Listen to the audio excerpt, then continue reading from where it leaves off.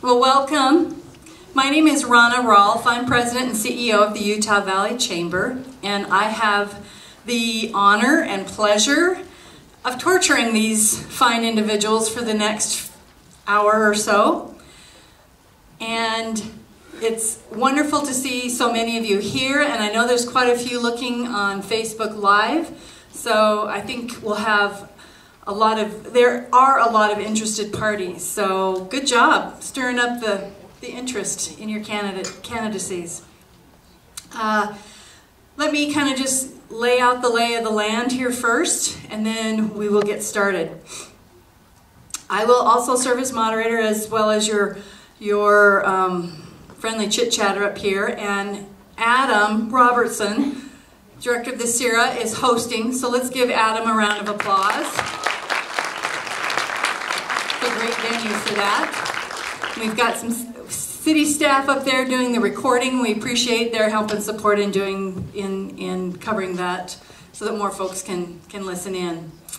How we will proceed for the evening is each candidate will get a 2-minute opening statement. We have this lovely timer that's angled so they can see it more so than you can, because Jody down here will give them the high sign of time. They'll get a 15-second, I keep wanting to give you 15 minutes, 15-second warning to start wrapping up. And once you go past your speaking time, it starts dinging at you, okay? So you have 2-minute introductions. We'll go down the line. Then we'll start with our first question. And those questions have been gathered from city staff, from Facebook questions. If you have questions in the audience that you would like to submit, my partner in crime up there, Katie Christensen, has got some index cards. You can write them on there, and she will get them up to me. I will sort and keep them kind of organized and group similar type questions so that the same question isn't asked over and over. I think one time's enough, and give all of the candidates the opportunity to respond. So that's where the questions have come up from. Someone was asking if I was going to grill them. Well, none of these questions I have written. We've kept it as neutral and open as possible, and anyone that's interested in asking a question. Though, if I feel like you're not answering the question, I may push back just a little bit to say, give you 10 seconds more to give me the answer, instead of yak, okay? So we'll ask the question, and you will each have 1 minute to respond, and we'll just rotate down starting with the question. And if you don't want to answer, that's fine. We'll just move on to the next candidate. Any questions? Then around 8 o'clock, we'll see how it's rolling. And if it feels like there's more questions that need to be asked, we'll get a general consensus whether we continue or not. And if we do, we'll go a couple more. To wrap up then, after all the questions are asked, you'll get another 2 minutes to sum it up, to ask for their vote. Got it? Everybody good? Woohoo! All right. Jody, are you ready down there? Okay. Debbie, hit her off. I think so. Testing. You're good. I had the honor of serving on the council for the last 4 years, and with my education, my experience, and my talents, I've worked to improve Orem, keep it strong. I have a unique voice on the council as a wife, mother, and grandma to 26. I'm passionate about our great community, for my family, and for yours. I'd like to outline 5 areas where I feel like I've contributed. First, strong neighborhoods. I've listened and read all of the Southern completed neighborhood plans. I swiftly worked on the Northridge and Heather Ridge plan myself, and our last 2 plans are in the works as we are speaking now. And I will work over the next 4 years to implement all of your suggestions so that we can use those knowing what you want in your neighborhoods. We are still a growing community, but that growth needs to be done in the right place and in the right location. With our new State Street Master Plan, it will make our city more livable and walkable. Strong public safety. Recently, we implemented a career option ladder for our first responders that will result in extra pay increase for those who qualify through certifications to the tune of $500,000. We've also budgeted $534,000 to hire 5 new cops, including a mental health officer. We are saving now for a new fire station in Southwest Orem, when we know we'll need a new staff of 15 to hire that. Your safety and well-being for me is one of my top priorities. Strong economic development. With my decade of experience as a chamber executive in North Utah County and as the Economic Development Director for the City of American Fork, and with my BYU MPA, I'm the go-to person on the Council for Economic Development, attracting and retaining businesses both large and small. I personally worked on the Adobe project, bringing that to North County, but I've also helped the mom and pops, the in-home businesses, to try to be successful. Strong fiscal management, we've adopted a pay-as-you-go philosophy. We're saving for large projects like new fire trucks. I'm fiscally conservative and I'm sensitive to your family's budget. I'm Debbie Leray.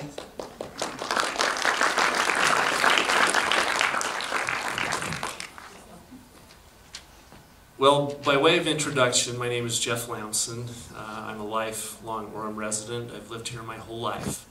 And I love the city of Orem. I love what the city of Orem stands for and what it represents. I've gone to Orem schools, graduated. My wife and I, Darla, both graduated from Orem High School. We fell in love here in Orem. We've married.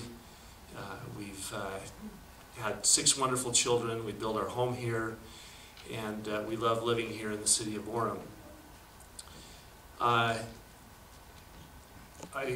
find a lot of joy in service, and I've spent a lot of my lifetime as an adult serving in different capacities. I've coached baseball, soccer, basketball, spent hundreds of hours with young men and young women, encouraging them to set and strive for goals in their personal lives. I've also been a leader in the Boy Scouts of America, and I'm encouraged by what I see in our youth of today, especially those from right here in Orem. I chaired and have served on the Summerfest committee, including leadership roles as chairman and other significant leadership roles there. I served 2 terms on the Orem Care Commission, and I've thoroughly enjoyed that opportunity. I've also had the opportunity to serve in significant leadership roles in other volunteer organizations. I'm the former president and CEO of an Orem business, and I understand the importance of setting a budget, living within a budget, and the importance of nourishing and taking care of your employees and fostering those relationships to make sure that they feel valued in what they do. And I'm grateful for this opportunity.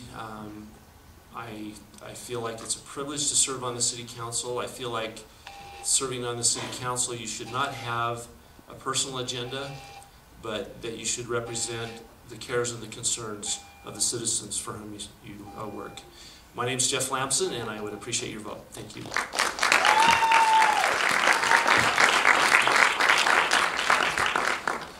Hello, my name is Sam Lentz. I'm currently finishing up my first term on the City Council.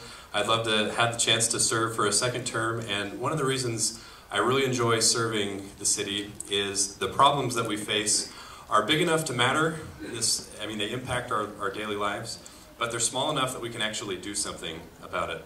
I think some of the frustration that people have sometimes with government is they see some of the gridlock that we have in Washington, where it's just kind of the partisan bickering and arguing over which side is more wrong. And at the local level, we can actually dig in our heels and fix some of these things that we've been struggling with.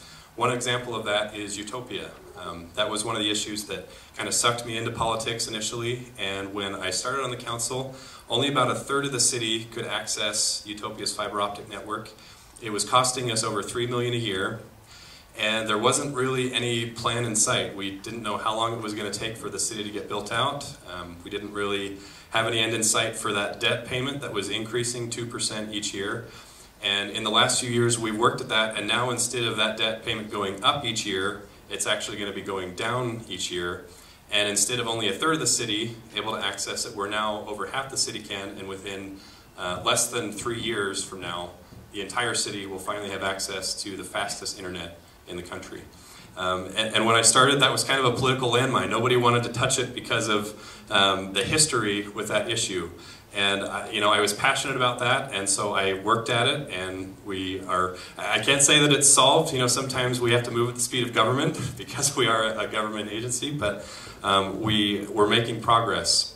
Some of the candidates have talked about how they want to address public safety and provide better for our police officers and our firefighters. We're making significant progress on that. Debbie's talked about it a little bit, and I'm sure it'll come up later in the debate, so I look forward to talking about that. Thank you.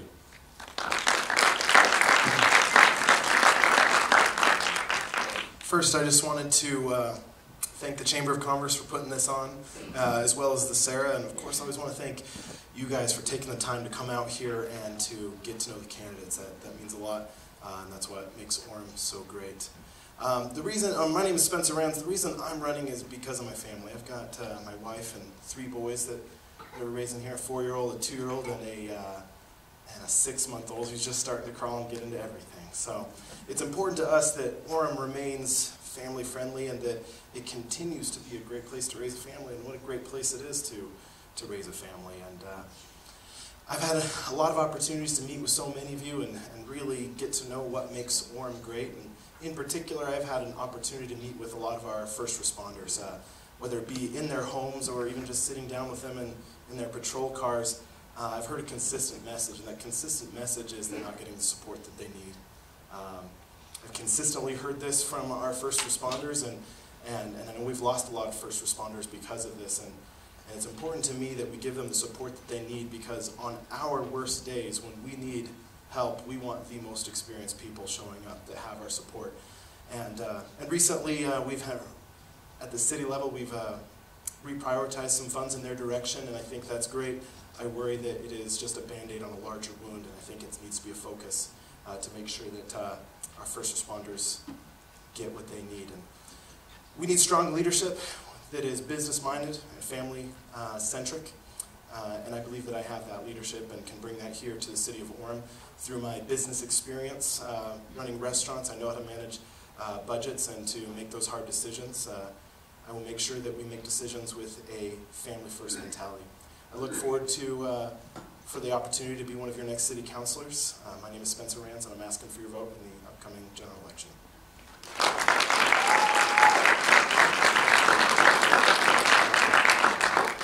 Hi, I'm Terry Peterson. I was raised in Orem, met my wife at Orem High School, and we raised our children here in Orem. My career was as a senior vice president at Morgan Stanley. My job was to analyze investments and make the best investments to get the best rate of return for my clients. So Orem should be doing the same thing with our budget as taxpayers. Here's a copy of the Orem budget. They need to put a priority on what's the most important. Currently, we're losing many of our first responders. A lot of our veteran first responders are leaving Orem because our pay isn't comparable to other cities. That's not acceptable. By the way, we have a surplus. Orem has a surplus. We're not in debt. We need to make our first responders our first priority. I've knocked on thousands of doors in Orem. The biggest concern I'm hearing is about the high-density apartments. With the high-density apartments, we get increased demands on our water. I imagine some of you have had your water rates go up the last little while. Also, increased demands on traffic, and they just raised taxes to pay for a few policemen. By the way, 40% of our city is currently rentals. 40%. So we need to do a lot more and a better job as a city to quit worrying about building high-density apartments. The master plan has high density going up and down the main corridors of Orem. A lot more coming. I say, let's bring in good quality businesses. Let's respect the businesses that are here. Let's go after the businesses that we've lost, and let's make sure this is a business-friendly city. As I'm serving on your city council, the same question I ask as a manager of money for clients, I will ask as a city councilman. Give our taxpayers the best rate of return on their money. My name's Terry Peterson, and I ask for your vote.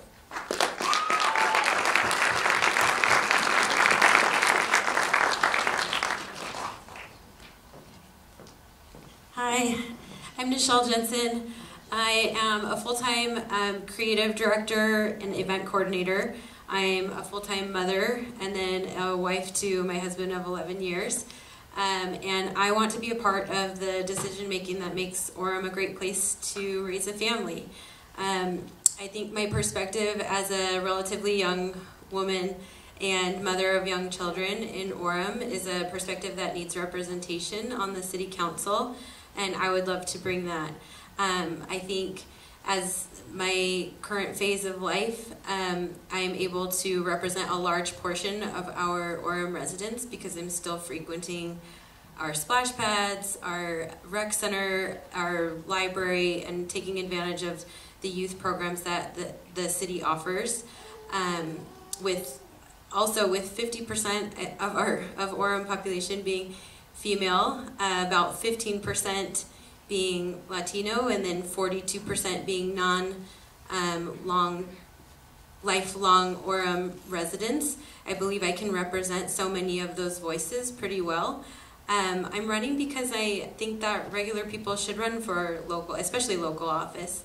And I'm running because I think the solutions that we're looking for are hyper-local and that we can affect the most change right here in our city.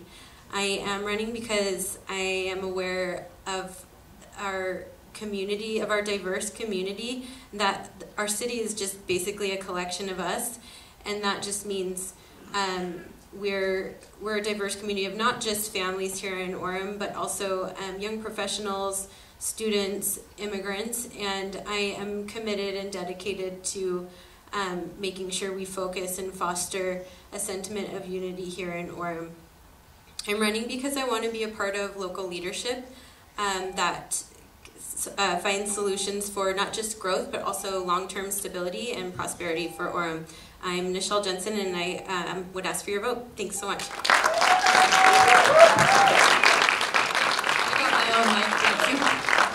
Thank you for your opening comments. And I'm making an executive decision here that I'm going to ask the first question based on the number of questions, the same question that was asked by you on the cards, as well as those that were gathered from the Facebook page, as well as from the city staff. So, can you guess what it's all about? Growth. You're right, Debbie, but what part of the growth? So the question has to do with the density and the housing, the apartments, single-family housing or not. So the question is, if you are elected to the council, what is your approach to solving the growth? Because everybody wants to live in a really cool city like Orem. How will you manage the growth? Sorry, Mr. Lamson, you're first up. My apologies. Thank you, Sam. You know, as we've been out knocking on doors and visiting with people throughout the city, this is obviously one of the biggest concerns for all of us. And I was talking with a lady one day, and she said, "It feels to me like we've been on fast forward. My head is spinning. Can someone please hit the pause button?" And I feel like that's a pretty similar sentiment throughout the city. I feel like we need to place a moratorium on the high-density housing so that we can gather ourselves, get our feet under us, and as we plan forward, Orem is growing. There's no denying that. The valley is growing, but I feel like our best opportunity is to kind of gather our feet underneath us and to continue to plan and manage that growth and that high-density housing responsibly, so that takes place in the appropriate places. Thank you. So this year, Sam, before you start, I just want to remind the audience, if your clapping overtakes their time, they don't get any extra time. So be cool with your cheering, all right? Thank you. So this year, the council decided that one of our areas of focus was going to be affordable housing, and I raised my hand and said, can we change that to housing affordability? Because my concern was, when you say affordable housing, people have this image of government-subsidized cheap apartments, right? And I didn't really think that was our focus. What I wanted to focus on instead is starter homes. You know, whether that's a smaller home, a smaller lot, a townhouse, something where somebody can afford to be investing in their own asset. Because even if you find an apartment complex that has cheap rent, in my mind, in many ways, that's still perpetuating that housing affordability issue because you're paying somebody else's mortgage. I would like to have people invested in their home, invested in their neighborhood, and I think that's going to help address more than just the housing affordability issue. A lot of the complaints about high-density housing have been directed at me because I supposedly approved all of these apartments. I've only ever voted for one, and it was student housing right next to UVU, because frankly those students aren't at a point in life yet where they're ready to invest in a home. Thank you.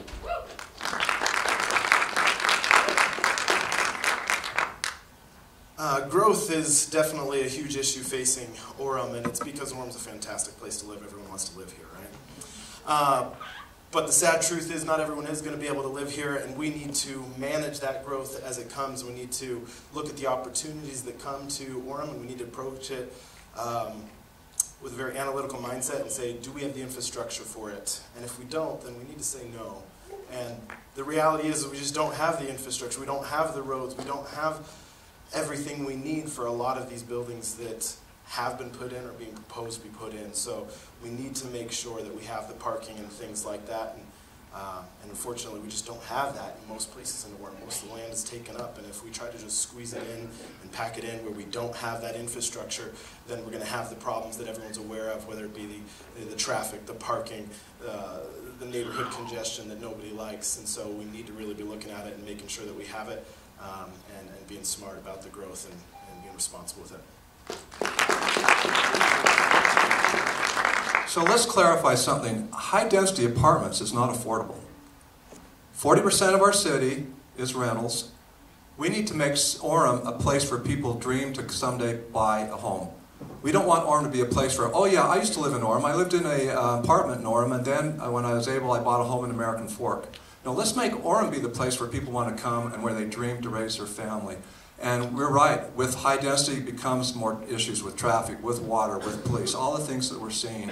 So the city's master plan is very scary to me, with thousands of high density apartments being built up and down major corridors in Orem. That's currently on the city plan. So I am opposed to that. I think the city needs to take a breath, and let's bring businesses to Orem and not be so worried about building high density apartments.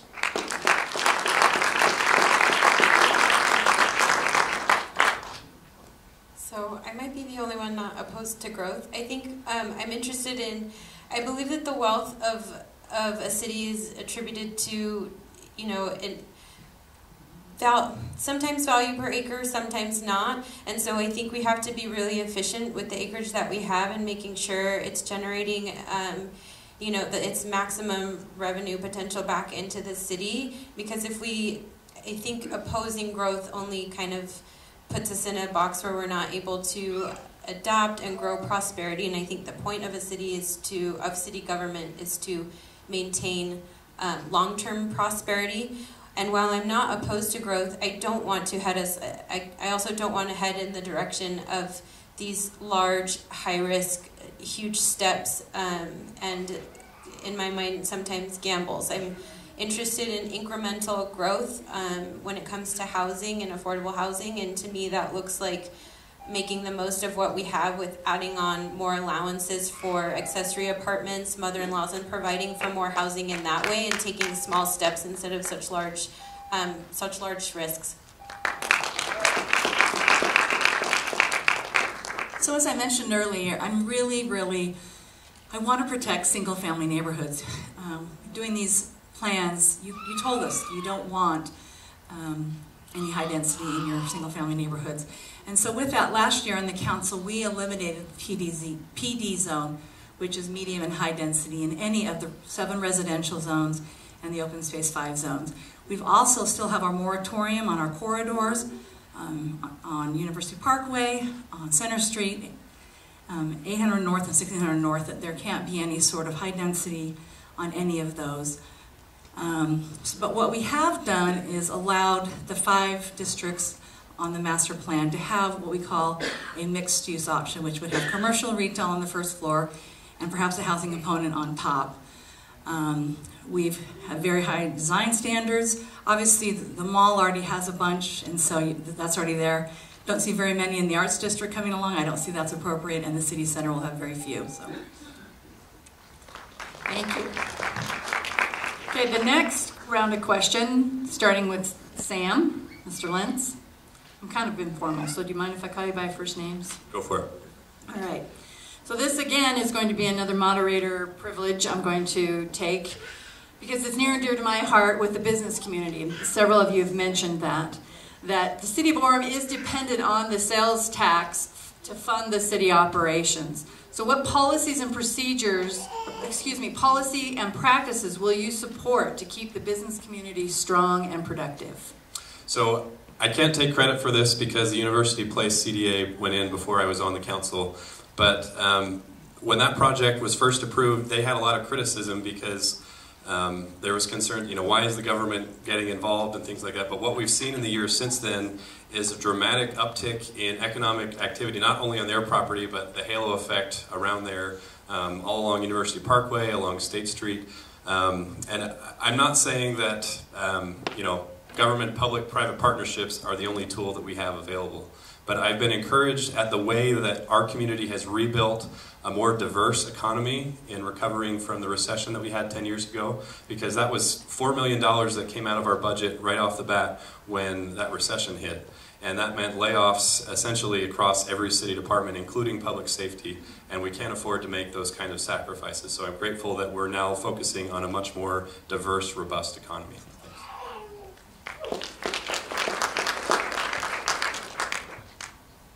So before moving to Orem, I built from the ground up 4 Papa Murphy's Take and Bake restaurants.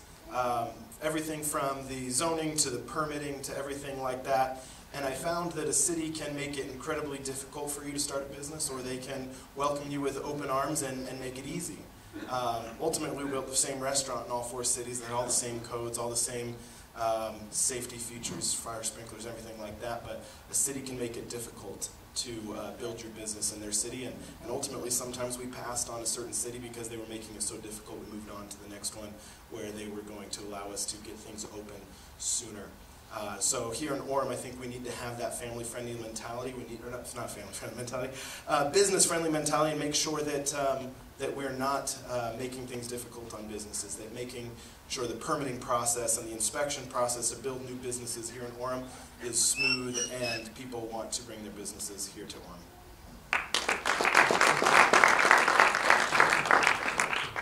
So let me give you an example of the concern of going back to businesses versus high density. I talked to a business owner on State Street in Orem. He wanted to expand his business.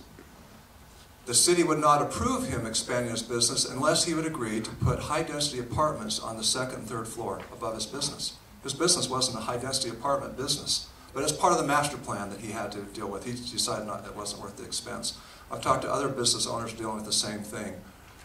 We need to be business-friendly and be sincere about it. We're hearing about they're going to approve buildings if it's a mixed use. Well, the one that they want to talk about approving would be 20% business, 80% high density. Wow, that's a business on State, or place on State Street that is currently in negotiations. Let's make business the first priority and not high-density apartments, and then we will keep our tax base low, and we will attract more businesses if they find that Orem is becoming business-friendly.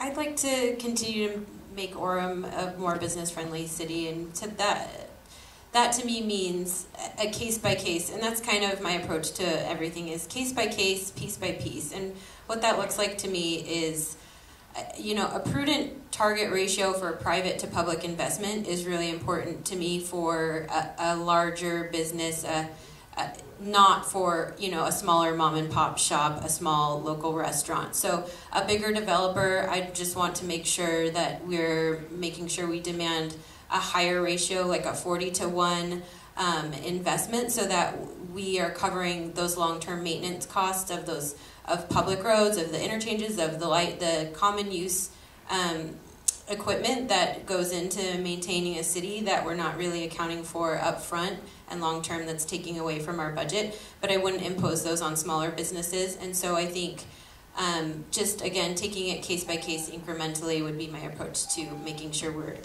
attracting more businesses.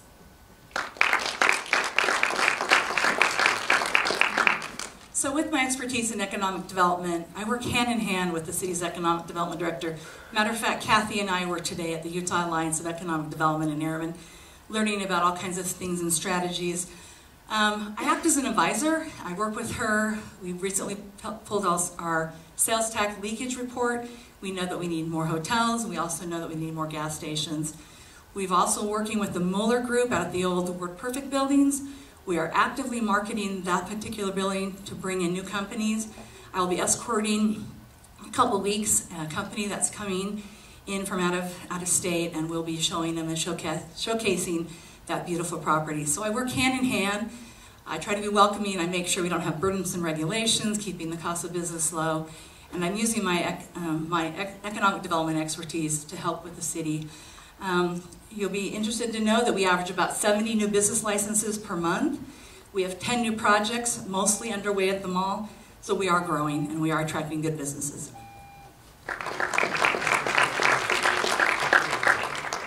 Well, as a former business owner here in Orem, this is something that's near and dear to my heart. I think it's critical to make sure that we keep the regulations and all of the expenses in running a business here to a minimum, with the opportunity for these businesses to flourish and to grow.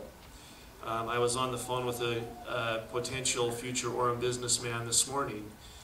He's starting a new business, a wonderful new technology that's not currently available in Utah or any of its surrounding states. And he was asking me, what's it like to have a business in Orem? And I was able to tell him, it's amazing. Orem is a wonderful place to have a business. You're set right in between two wonderful universities. You're living in a community with unbelievably happy people who love to work. We have a great work ethic here. And I would love to make this one of my top priorities, to invite businesses and to re-invite those that have left to come back to Orem.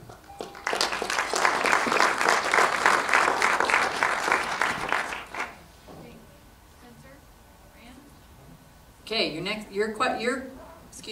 next question for the group of you has to do with, a couple of you already mentioned it, the public safety officials and the people that are leaving because they're being recruited, they have opportunity for bigger paychecks.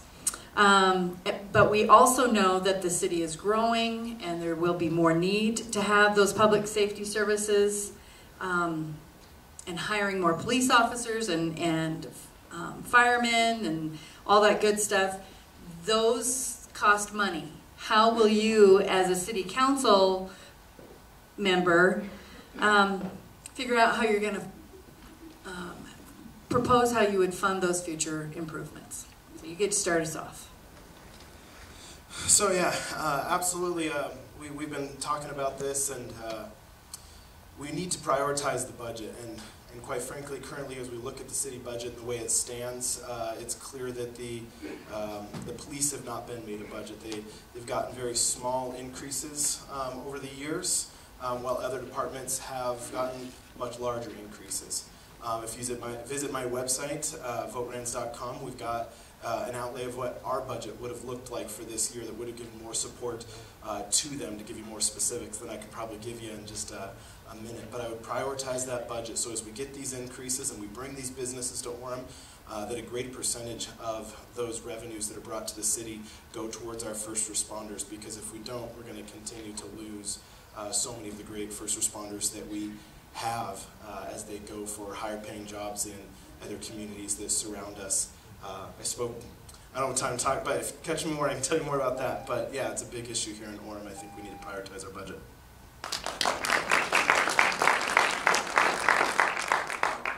So when Orem looks at the budget, we have so much money and we have different priorities that we need to make. Some of the priorities are required by law that we have to do, and then you start putting a priority on what's left. Make our first responders the first priority. We have our wish list of what we need in the city, but we also need to be sure that safety should be one of the #1 issues that we have as citizens in our city. That we don't worry about that new policeman trying to do something that's pretty scary, and we lost that 14-year veteran to the fire department in Draper. We lost another policeman who's the chief of police now in Springville. We lost another one to Harriman. This is crazy. We need to protect our first responders. We have the money. As I mentioned, we have a surplus. We have the money. Let's make our first priorities our first responders.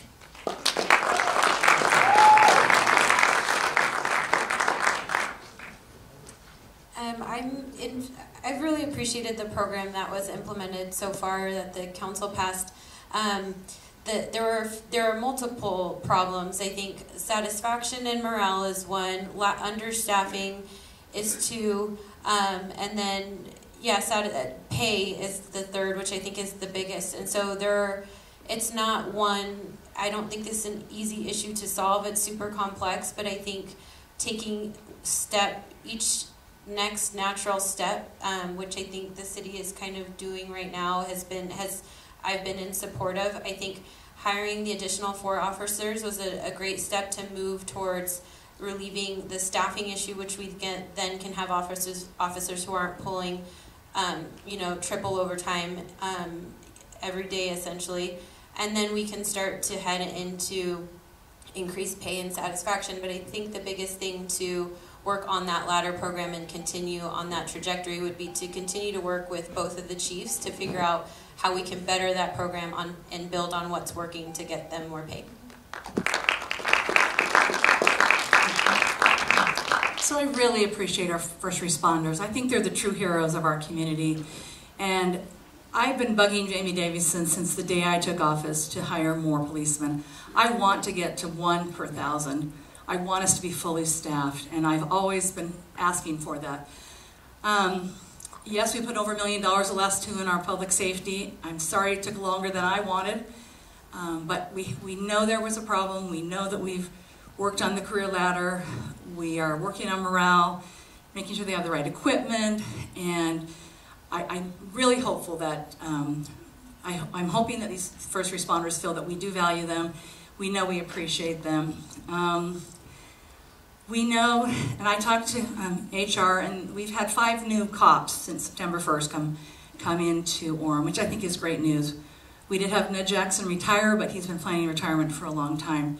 So we haven't lost any other policemen to other areas, and we know that the firemen are also valuable, and I'd love to hire some more firemen to get ready for the new station. I think we should have a whole evening dedicated just to talking about our first responders and the concerns that we have there. I'm currently enrolled in the Citizens Academy that Orem Police Department does, and we have the opportunity once a week to go and rub shoulders and learn and be taught from these brave men and women.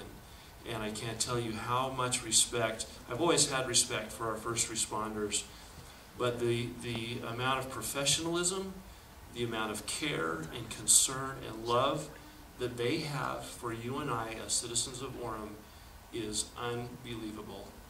These men and women are something special, and they really deserve our very best efforts and our very best support and everything that we can give to them to support them, because I feel like any government agency, if you're going to provide anything, you've got to provide safety. And I believe that that really needs to be a top priority. Thank you. Can I use my 15-minute extension on this one? Is that okay? So if you want to know who has the best interest of our first responders in mind, talk to a first responder, talk to a police officer, talk to a firefighter. As far as I know, I'm the only candidate that's been endorsed by the Fraternal Order of Police here in Orem. I did the Citizens Academy a few years ago. It's an incredible experience. I encourage all of you to do it. You don't need to be on the city council or running for city council to do that. I actually went in the bite suit for a little while with the youth council. I don't necessarily recommend that experience, but I survived, so I can say that. I did a ride-along with the fire department, I guess it was about a month and a half ago, and I asked them some questions about some of the concerns that they had as a firefighter, that their family had, and it opened my eyes to some opportunities that we have to improve. So I'm not going to sit here and tell you about, here are all the things that we've done that have been great and helped. We still have a lot of work left to do, and part of that is ramping up to this 5th fire station, and we can't go out and hire 15 firefighters all at one time. We need a plan so that we can prepare and get to that point.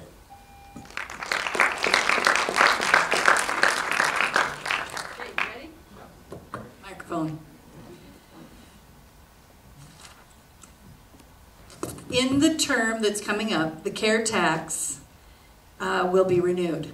So the question is, what are first of all, your feelings and opinions on the care tax, and do you agree with currently how that care tax monies are being allocated? You're up. So one of the best uses of our care tax is this building right here. You can learn how to play the ukulele, you can learn how to dance, you can learn how to sing. It's been a great resource for our community. The Scera is a gem for Orem, and a lot of it is funded through the care tax. So I do support the care tax. I think that those who haven't availed themselves to the Scera should do so. There's other institutions in our city that have used care tax money. I think it's really important that we get the best use of our money, because that's taxpayer money. But the Scera is a place that's unique that other cities just don't have. It's important that the Scera stays independent.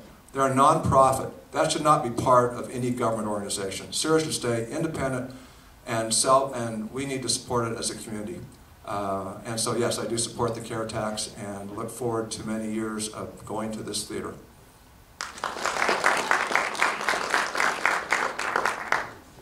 I wholeheartedly support the care tax. I am a huge recipient of all of the benefits of the care tax. We love, certain things make me cry. Thinking of the time we have and the memories we have at the parks, at the All Together, my kids just know all of the names of the park, the All Together playground. We hit up the Palisades splash pad, and both of those beautiful amenities that are such integral parts of Orem add such value to our lives. I am so grateful that we are a city that has provided, with thanks to the care tax, a playground that is welcoming of children of all abilities. If you haven't seen it, there is a swing for any child in a wheelchair, or multiple swings for children in wheelchairs, and the little thing that goes around, it's not a merry-go-round, I can't even think of what the name is, but you can get on in a wheelchair. It's the most beautiful playground. If you're not familiar with it, it's a everyday reminder of why we need why we need funds like the care tax. I've been 100% behind the care tax, and I actually lobbied for it 8 years ago, walking neighborhoods. My council assignment last year was to help allocate the funds for care. 50% go to recreation, 50% to arts, everything from mini grants to your choral groups like the Chantanettes, your chorales, to the great Scera. I love the Scera, the Health Center Theater, the Regional Ballet. This is a very important pot of money that we can use for the quality of life. Quality of life is so important. The recreation component, we've been able to build soccer fields, we're going to use some of it to build our fitness center. The other nice thing is, because not everyone when you come to Orem, part of that sales tax, the 1/10 of 1% goes to the care. So we are getting monies from people who come to our area, buy cars, buy furniture. We're benefiting from the sales tax. So it's a great, if the tax can be good, it's a great tax, and I love and support the care. As I mentioned earlier, I had the opportunity of serving on Orem's Care Tax Commission, and it was interesting to be a part of that and to watch the people that would come and petition to be able to receive some of that money. And I want you to know that that money is carefully administered and carefully watched over, because, as I said, it's a tax, but it's your money. And I also support the care tax because you and I, as the voters of Orem, voted for that. And so I think it's a wonderful program. I'm grateful for Scera. As Terry mentioned, it's a gem. And it's a wonderful resource. Not only that, but the recreation aspect and the opportunity that our youth in this city have the opportunity to participate in sports. Those costs are greatly reduced because of the care tax. Thank you.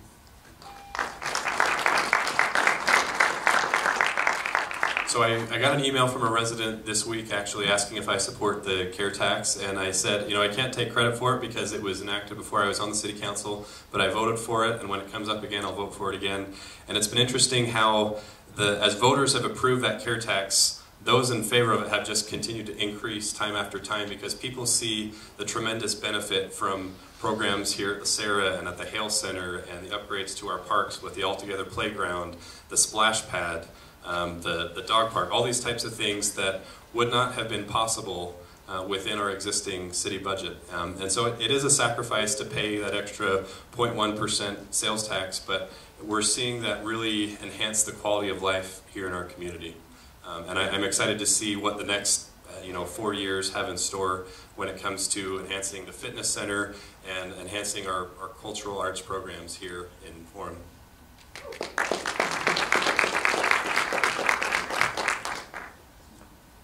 When I came to Orem and I first started to hear about the care tax, I was very confused. I wasn't sure what a care tax was. I hadn't heard of it before.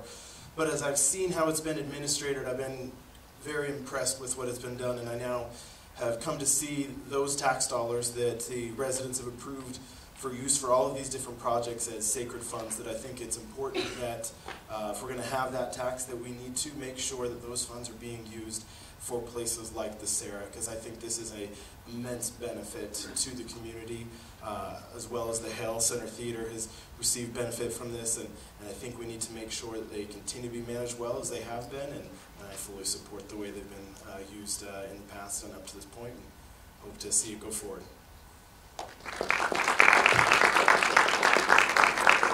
Hey, keeping under the theme of asking the questions that have the most extra cards, and by the way, if you have any, still submit questions. Katie and Cameron here are happy to come pick them up if you have any additional ones. So the one that has the next most amount of questions is kind of a, I'm putting 3 of them together, but they kind of, oopsie, all are getting at the same thing. It's involving the residents, but then where does civility fit in? So Michelle, this is for you. So getting the feedback and engaging your residents, but also in a way that's not name calling. That social media has kind of changed the world how people can communicate. And so how will you engage, and how will you maintain civility and having a quality conversation? Thanks.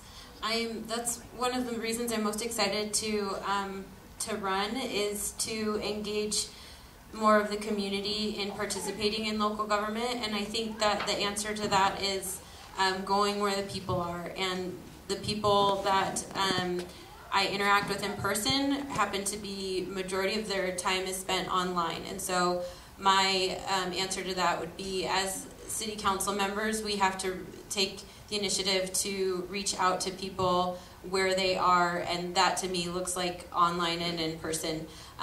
Making sure you're available, transparent, offering information before it's requested of you, and just making sure you're making yourself available as a public servant. I think that's probably the most important role of a public servant, is to make yourself available to offer information, because that's the most valuable resource we can give our residents.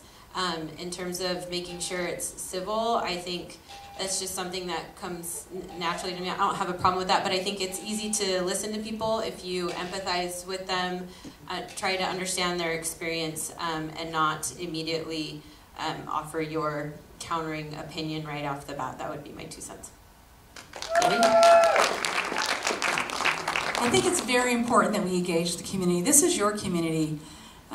For example, when we did the Street Master Plan, we have what we call our Orem Forum. We had over 400 residents who engaged online. We had 800 residents who came to our open house. And I think it's very important that we engage, because this is your community and we need to know what you want. And it's important that you tell us. As far as being civil, I like what Thumper said in Bambi. If you can't say anything nice, don't say anything at all.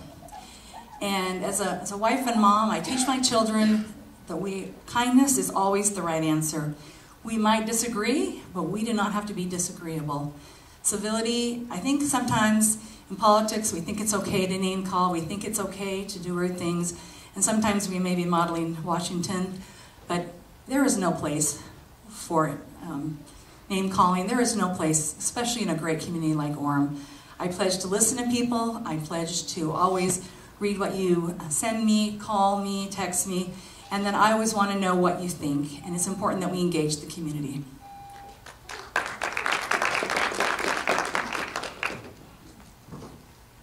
I feel like that's one of my strong points. I've been blessed with the opportunity to find myself in the middle of lots of opportunities to de-escalate tough situations. Not by any planning on my own, just being in the wrong place at the right time. but I feel like that's something that comes naturally. And to go along with what Debbie said, it's okay to disagree, but it's important to agree to not be disagreeable. And I feel like some of our best ideas and some of our best synergy comes from differing points of view. And if we have the patience to listen to other people, to get their take, to get their insights, and then to put that under the spotlight and to bring those ideas together, I feel like we come up with a better option and a better plan than we would have had if we were just relying on our own thoughts and our own expertise. So first off, I agree with everything that's been said to this point on that issue. Let me tell you something that really makes me unique compared to any other elected official Orem has really ever had before. One thing you'll notice as people run for city council or mayor, they've got a Facebook page where they tell people all about their campaign, right? What happens right after they take the oath of office? You don't see anything on that page for 3.5 years until they're ready to run again, right?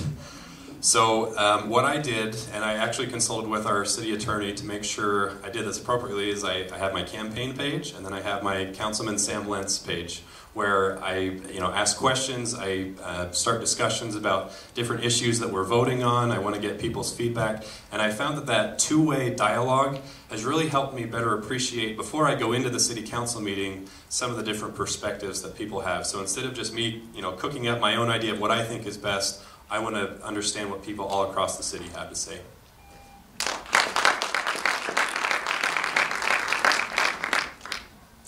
When I first started thinking about running and telling some of my friends and family members, the first thing they said, well, aren't you worried that it's just, politics are so ugly and, mudslinging and everything like that. So I just wanted to thank all my fellow candidates. You guys have been fantastic. There hasn't been mudslinging. There's been very civil discourse, certainly passionate.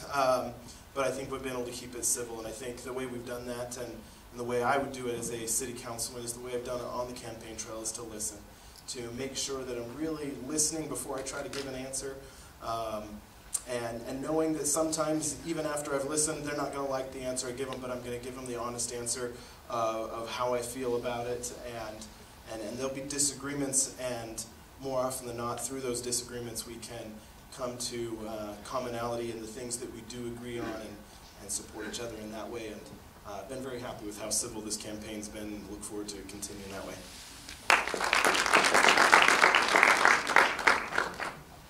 So as I've knocked on doors, I really have knocked on thousands of doors. One of the best ways to learn to be civil is to listen. Just listen to other people's concerns and see, how can I learn from their concerns, and how can I put my shoes be in their shoes. So I knocked on this one door, and this lady was trying her best to give me a bad time. So there's 3 different things she brought up, and every time I kind of smiled and I answered her question. And then she came up with the 4th one. I just wanted to give her a hug. I said, you tried so hard, and you cannot get me to be angry, because I like you, and we're going to agree on something. And that's what it's about. Listening to the concerns of the citizens. If you elect me as your city councilman, my job is to represent you. So I should listen to your concerns. That's how you be civil. Thank you all. Okay, it's 7:59. Now's the time. You want to hear some more? Because we're down to the single one-off type questions that we can go through a couple of them and leave them up to me to pick the ones I want to hear about. You good with that? Going for maybe 10 more minutes? Good? Okay. Speak now or forever hold your peace. Okay, Debbie. Question from the audience. What can you do, if elected again, to make renters more respected and responsible? Pay their own utilities, keep their own yards watered, and free of clutter. What are you going to do? We are actually tackling this issue as we speak. We know there's a problem. We have about $80,000 of uncollected utilities, and by sending those to collection, we get about $30,000. We have $50,000. I'm not sure if it's that the landlords are not screening properly, making sure they have the right references, or if it's a matter of education, or if someone just falls on hard times. I work at the food pantry, so I'm very sensitive to people who have hard times and the working poor. We just gave $20,000 to community action, $200 per person, or per family, I guess it is, to help with the water abatement. So I think it's a matter of working with landlords. If we have to use our NPU officers, neighborhood preservation, to go out, work with people, our idea is to work with people, help them get on a better place and help them be responsible. It might be some self-reliance training, it might be working on something, but there's many approaches that we'll need to do to solve this problem.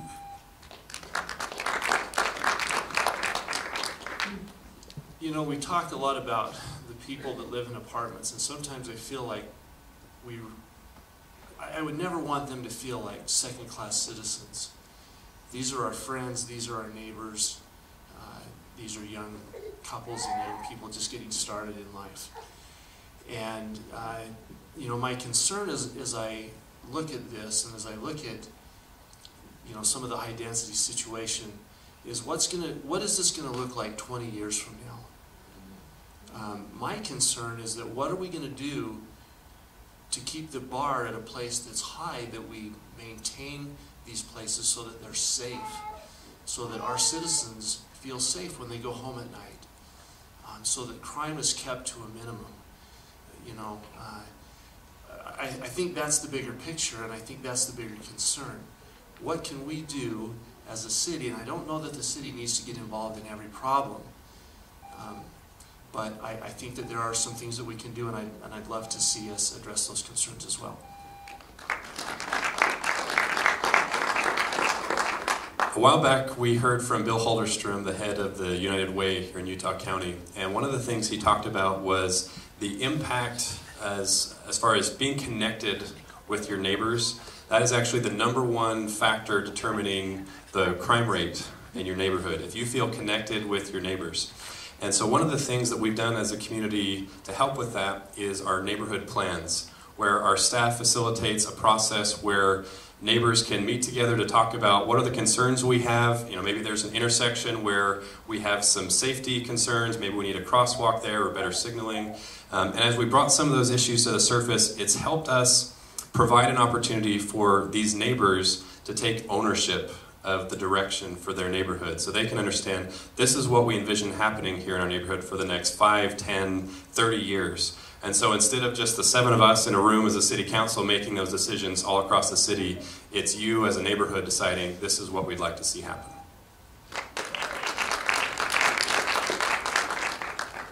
Here in Orem, we have quite a few renters, and I've had an opportunity to meet many of them, knocking on the doors, and the vast majority of them are fantastic. But I've also seen the negative perception that comes with renters as people see a dilapidated house that hasn't been taken care of, and they say, that one's a renter. And so I think the vast majority of the rental properties here in Orem that are rented by wonderful young families and even more mature families are fantastic and not an issue. But the ones where it is an issue, it can become a real problem. And when outreach doesn't work, when getting to know our neighbors doesn't work, then I know some neighborhoods have had great success with our neighborhood preservation unit, and that's been working well to make sure that we address those problems when needed, because the vast majority of our renters aren't a problem, but there are a few that occasionally give the rest of the renters a bad name, and I think those are the ones that we need to aggressively go after and make sure that we get their properties in line with the rest of the city of Orem.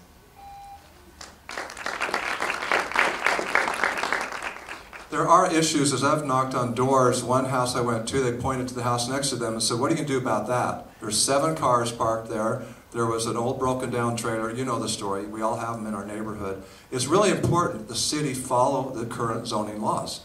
There are current zoning laws in place. So if the city supported, and I asked the neighbor the lady about it, she said, we've called the city and the city doesn't do anything about it. They just drove by and didn't stop. I said, wow. So first is the city needs to be supportive of zoning laws. What that does, it increases the value of our neighborhoods. It makes all of us feel safer and makes us feel that we don't have to worry about what's going to happen to that rental next door to us. 40% of our city's rentals, I do have strong support from people that are renting homes and that are in apartments. And I appreciate that very much. But we can do a better job, the city can do a better job enforcing current existing zoning laws. Thanks.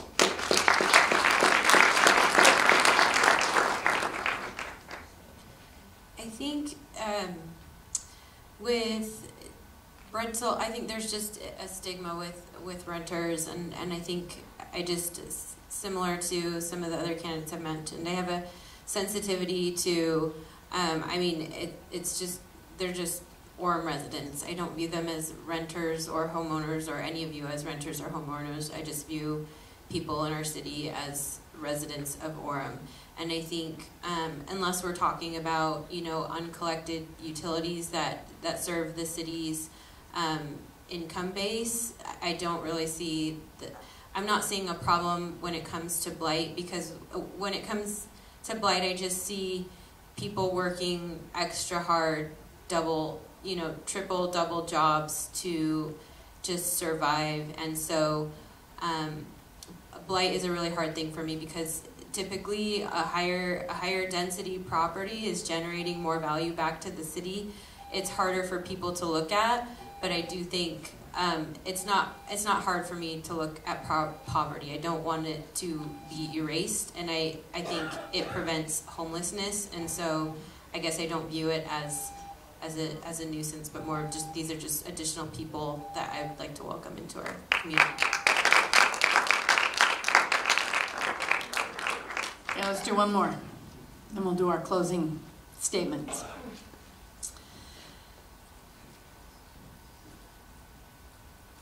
I'm torn because I got several dandies on here. I'm gonna go this one. It's a little different than what we've been talking about.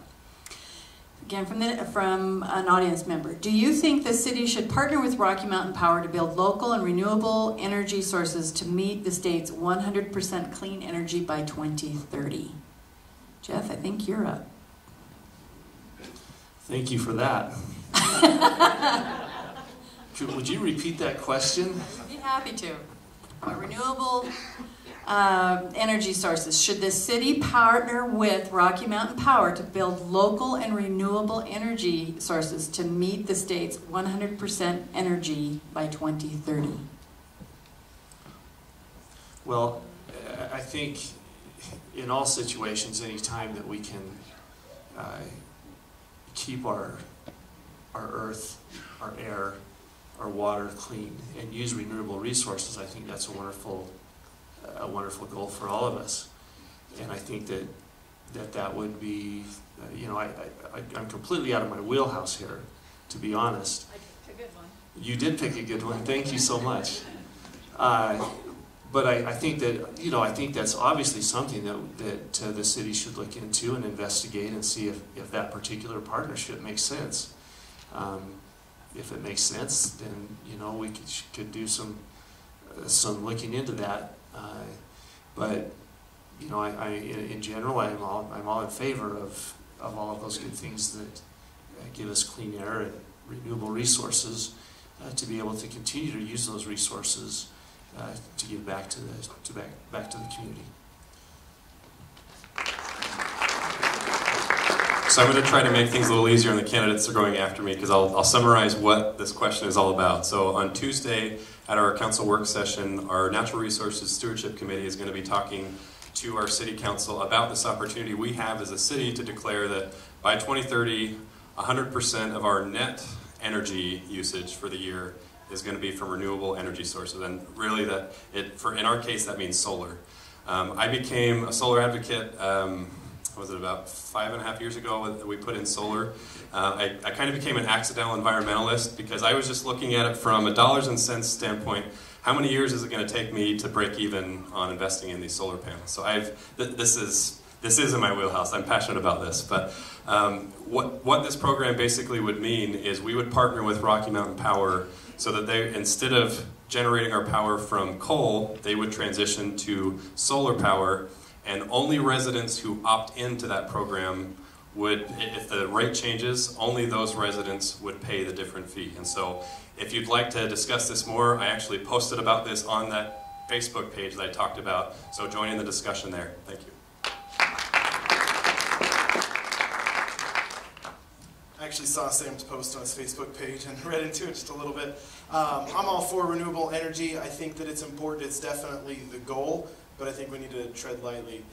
We talk about affordability in housing and affordable housing, and A sure way to make housing less affordable is to make all the power rates go up through pushing a energy that is not ready.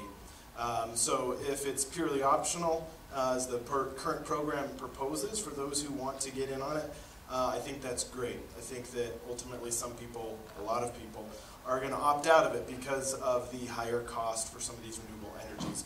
But I do think it's a worthy goal to push for it. I think by 2030, is that what it is? 2030 is probably an unrealistic goal, but yeah, a long-term goal of seeing more renewable energy in Utah County, I think is fantastic.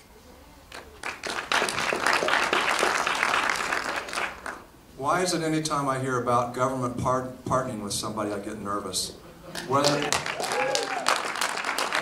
there's going to be penalties if you don't do this or if you do that, or if you opt in, if you don't opt in. I think the city has a bond we borrowed that doesn't come due till 2040 for Utopia. I'm not in favor of the city partnering with people. I am in favor of good, clean energy. And I agree with Spencer, having that happen in 10 years is a great goal. But I do believe in clean energy. I love where we live. We have kind of clean air. It could be better. We have a great place to go outside, ride our bikes, walk up the canyon. It's a great place. We have great parks. So let's enjoy our freedom as citizens, but let's don't let the government get involved in every aspect of our life.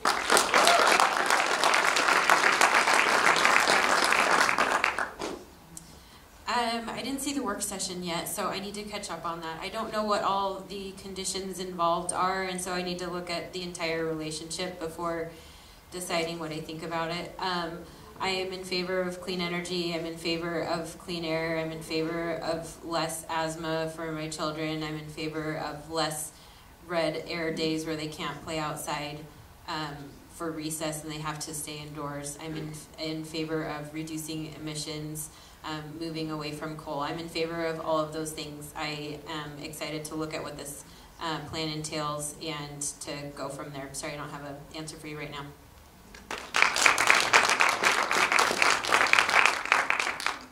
So I was born in Minnesota, raised in Nebraska, and my father's a scientist. And he is very much of a use it up, wear it out, recycle. So my whole life this has been ingrained in who I am, that we are wise stewards of the earth, and that's a very important principle. I've always been a strong advocate of alternative energy, solar, wind, geothermal, natural gas. All of these, I think, have a place.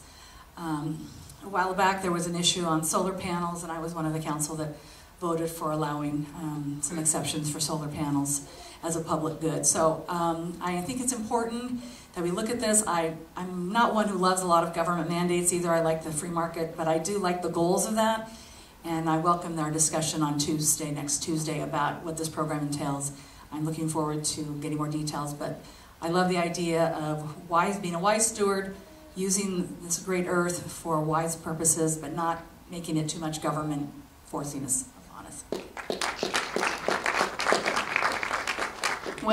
Well done. You handled that little curveball pretty well. So let's now move into our closing statements. You each get to take 2 minutes, but I'm going to add another fun question that will require 10 seconds of your 2 minutes, I promise. Okay? And I think, Sam, you lead us off. The question I have for you is, where do you predict the temple will be built? I've gotten that question so much thinking that we have some kind of inside information, but I'm not being coy. I know you don't have any inside information. None of us do, so go for it. Sorry to disappoint on that front. I'm going to talk about a pie chart I posted on Facebook a month ago. I've actually taken some heat on that, but what the pie chart represented was if you took every single candidate's platform that they published on their website and just counted the word. Now, this isn't the most scientific study, granted, but if you just listed all the words that they have about city issues on their website, and you stacked all 5 candidates on top of each other, and then tripled it, you would almost have my platform that's on my website. Now, I mention that not because the number of words really makes that big a difference, but the reason I say that, if you ask me a question about what my position is on a city issue, you're going to get the same answer that your neighbor did that is on the total opposite end of the spectrum.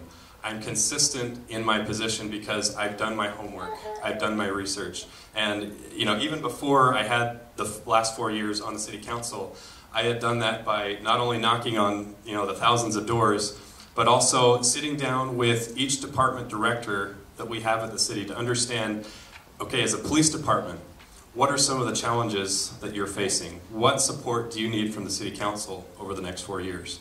And then sitting down with the library director. As a library, what are some of the issues that you're dealing with? And went through every single city department. And that helped me. Before we even got to the point where I was filing to run, I had a much clearer understanding of what people were concerned about in the city, what our staff was concerned about, because we need to partner together as a community to tackle some of these problems. The 7 of us on the city council, we're not miracle workers. We can't do everything ourselves, but I'm really proud of the work that we've done as a council and with our city staff to engage people in that process, because this is all of our community. Thank you. I personally like the meme that's been going around Facebook with the steeple and Angel Maroney on top of the mall. There's my 2 cents on that. So, if you're looking for a candidate that's going to listen, that's willing to sit down with you in your home and talk to you, to really listen to what you want, to take your phone calls, send text messages, whatever the medium is that you use, there's a way that you can reach out and talk to me. And this is not just some gimmick for the campaign.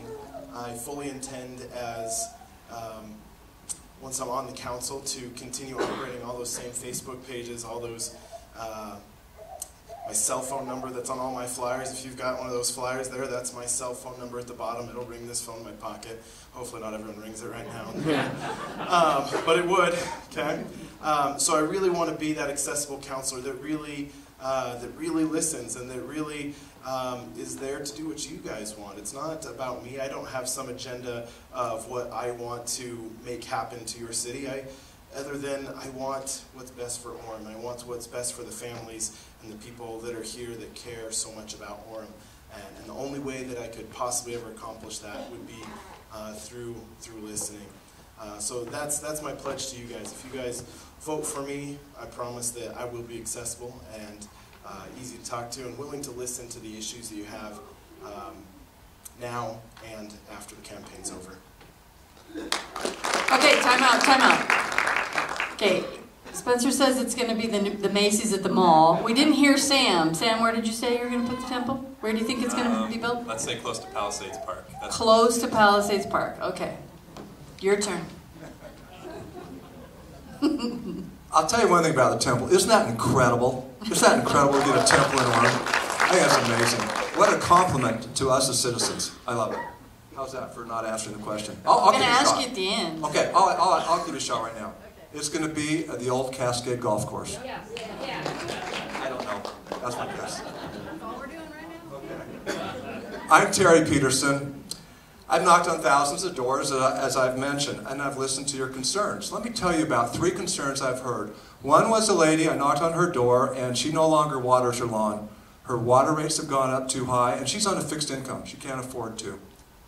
Another situation, I talked to a man who lives on a busy street. He no longer parks in his driveway because the street is so busy out in front of his house. He parks out on the street because he can't back into the street during the busy times. A high-density apartment was built just down the street from his home. And high-density apartments, by the way, do increase traffic. The third man I talked to, he has a business on North State Street in Orem. He's had his business for a long time there. There was a high-density apartment built right next to his business. He is now going to sell his business and move his practice outside of Orem. The reason being is the folks that live in the high-density apartments have no place to park. There wasn't adequate parking plan for their apartments, so they now park in his private parking for his business. We can do better than that as a city. We need to attract good, clean businesses. We need to be business friendly. Let's don't lose that guy in North Orem. Let's bring businesses back. We lose companies like Exactware. We can't afford to lose tech companies. Let's go back to Lehigh and bring them back home. My question is the same one I had working at Morgan Stanley managing money for clients. What spending by the city will give our taxpayers the best rate of return on our money? I look forward to being on the City Council and listening and working for you. This should still be Family City USA. My name's Terry Peterson, and I ask for your vote.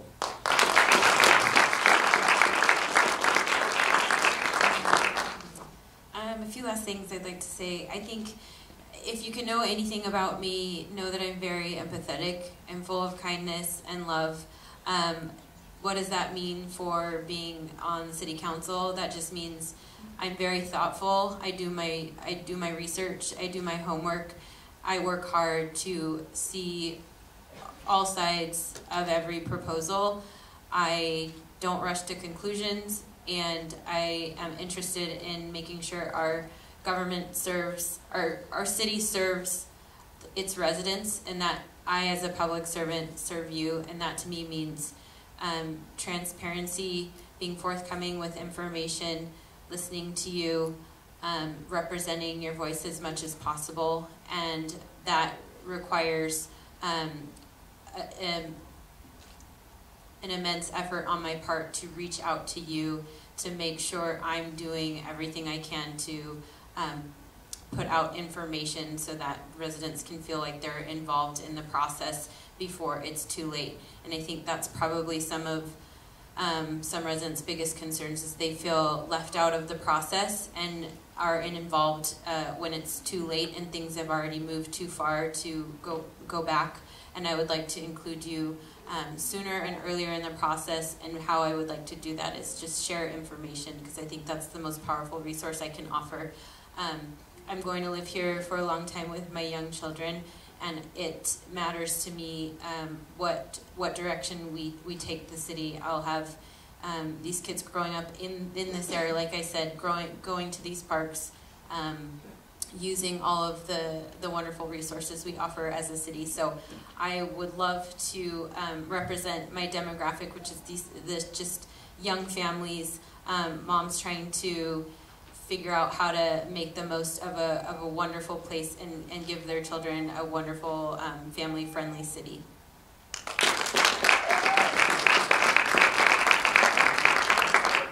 Oh, yeah. You gotta get through. You got, where you? Oh, I think the old golf course too. The golf course, okay, we got 2 votes there. There you're up there. Actually, Palisade Park is the same. Yeah. Oh, is it the same? Yeah, same location, Palisade. I'll start with Place I need to go check out. I'll start with the temple. As I heard that announcement, which by the way I had no idea was coming, tears filled my eyes and fell down my face, and I thought to myself, I govern a righteous city. And I meant that. I am honored to govern a righteous city, and that's because of the good people that live here. So thank you for the kind of lives that you live. Once again, the temple I'd like to see at Palisades Park, Old Golf, Cascade Golf. I think it's a great, it'll service the people of Heber, and it'd be a great location. So we'll see. Stay tuned. We will let you know when we know. That's all I can say. I'm certainly grateful for the Chamber of hosting this debate, and I'm grateful that all of you would come out this evening to be informed so you can make a good decision. I've talked about what a great community this is, and you have helped build it. This is the #1 place in Utah to live by Time Magazine, the 14th best place in the U.S. by Time Magazine, the #1 labor force by Forbes, the #3 best city to raise a family, the #1 city for community optimism by Gallup, and this is my personal favorite, the #1 place to trick or treat. So get out. On a personal note, I want to tell you that I've been a Rotarian for 12 years. And Rotarians have a great motto of service above self. We look for ways to build our local community as well as the world. And we have what we call the 4-way test. And the 4-way test is what we think, say, or do. 1, is it the truth? 2, will it be fair to all concerned? 3, will it build goodwill and better friendships? 4, will it be beneficial to all concerned? I evaluate all projects by this Rotary's 4-way test. I believe in being a servant leader, and I believe with serving with a humanitarian heart. I've always listened, read all my texts, emails, phone calls, because I know I don't know everything, but I can listen and learn. I value thoughtful feedback to help me make appropriate decisions. Together, we've improved parks, increased safety in our neighborhoods, and kept our quality of life. I will always listen and learn. I'm Debbie LeRae, and I ask for your vote.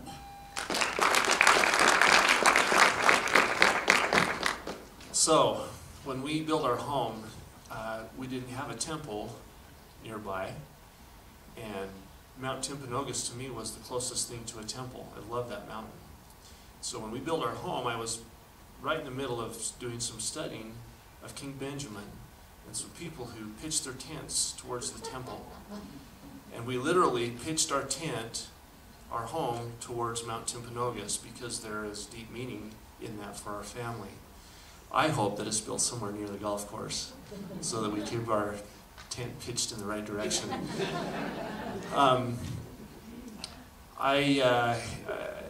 My heart is full tonight. I'm grateful for each of these men and women on this stage this evening. This is not an easy thing to do. I want to thank our current city council and our mayor and all of the city employees and staff for everything that they do to make Orem the wonderful place that it is. I love living here, and I'm grateful for that. I would love to see something put together where we have a celebration of culture, where we bring our Hispanic brothers and sisters, Asian, African, Scottish, Irish, all together for a day in the park, where we celebrate by sharing dance, food, songs, stories, traditions that bring us together as a community even stronger. We live in an amazing city. Clean water, parks, clean streets, amazingly happy people. And we do have some challenges. But I know that if we work together, we can navigate our way through those challenges and keep Orem the amazing place that it is. One of my main priorities as your city councilman is to see that we maintain the family values and keep Orem City, Family City USA.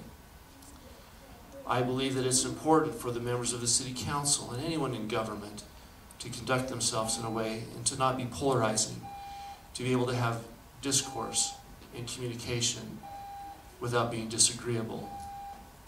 I want to know that I am open to your phone calls, your text messages, your emails, your knocks on my door at any time, because I want to represent you. I want to be your voice to the city council. And even if we disagree, I can promise you one thing: you will always have my respect. And especially if we disagree, you will always have my respect. My name is Jeff Lamson. I'm running for City Council in Orem, and I ask for your vote. Thank you. Hey, Spencer, I'll give you one more shot. You want to stick with the Macy's Temple? Okay, you heard it here, folks. It has to be true. Thank you. Well, thank you, candidates, for a very informative and educational evening. And let's give them a round of applause, because it takes guts to put it out there not once, but twice. Of 2 of the 6 candidates, and you'll be making a selection of 3. I would also like to thank my partners tonight, Katie and Cameron Christensen, gathering the cards and helping with that. And our city staff, we've got Jody down here running the timer. She did a superb job. And there's my camera crew up there. What are you doing up there, Anderson? Just hanging out? Well, good. Well, thank you very much. So like I said, it takes guts, and I really appreciate your willingness to do that. And I think that you'll probably want to go out and visit with your crew, right? All right. Thank you very much, and thanks for coming and participating. Thank you all, too. Travel home safe.